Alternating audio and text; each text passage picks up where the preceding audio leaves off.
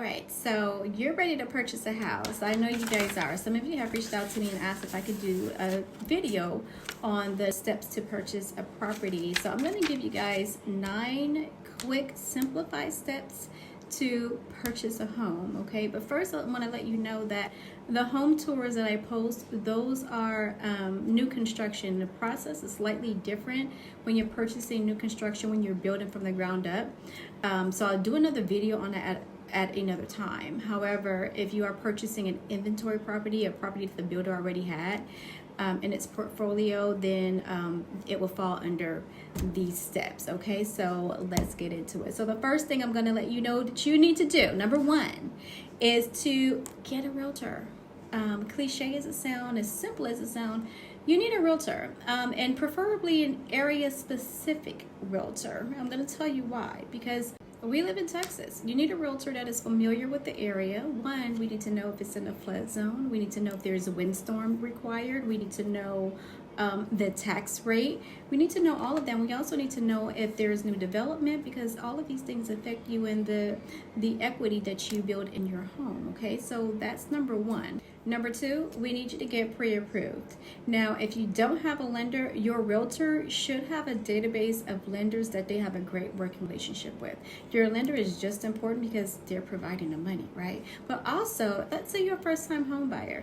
There are so many down payment assistance programs that are offered to first-time home buyers, and some lenders don't do them. So it's very important that you choose a lender, or your realtor have a lender that will fit your specific financial needs for this purchase. Now we're getting to the good stuff. So number 3 is going to be shopping, but there are steps that we follow before we actually get to shopping. So I'm going to do this in 3, A, B, and C. Okay, so first we need to determine your needs versus your wants, and I like to perform what's called a T-close, and it's very simple. I just draw a T. I have your wants on one side, your needs on the other, and I do an amalgamation of both according to your budget. Then after that, I'll go ahead and send you listings from our multiple listing service, our MLS, and then you determine which listings that you want to take a look at, and that includes new construction as well. And then we could go out and shop for your new home.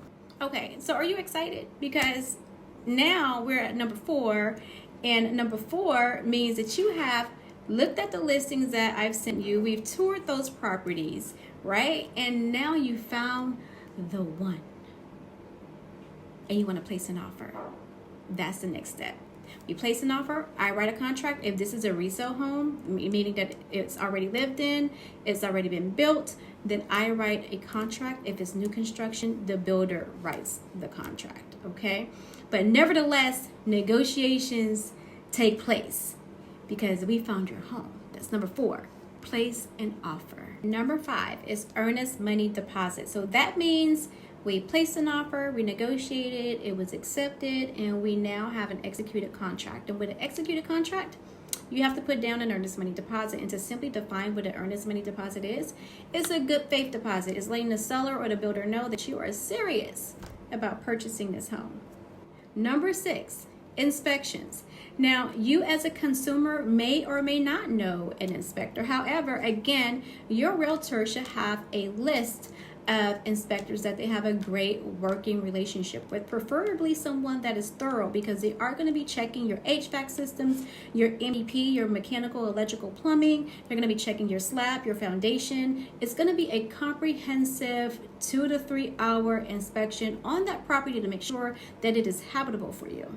Okay, very important. Okay, number 7, while we're out working on the outside, your lender's in the background making sure everything runs smoothly. So number 7 is going to be appraisal. There is no action on your behalf.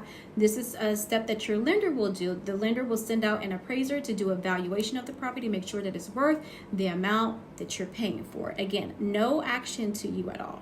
Okay, so number 8, a lot of my buyers loathe, because this is where there's going to be a lot of fact checking. Number 8 is underwriting. So this is the process where your lender is crossing all the T's, dotting all the I's, cross-referencing, cross-checking all the information that you put on your application. So they're going to be doing verification of incomes. They may rerun your credit. It's going to be a lot of fact checking during this process, and they're probably going to ask for every document, everything but your unborn kids during this process. Okay, so the part 2 to number 8, let's call it 8A. Okay, so we're in underwriting, and once we have verified all the information to be correct and true on your application, you're going to get those 3 words that every buyer loves to hear, even realtors.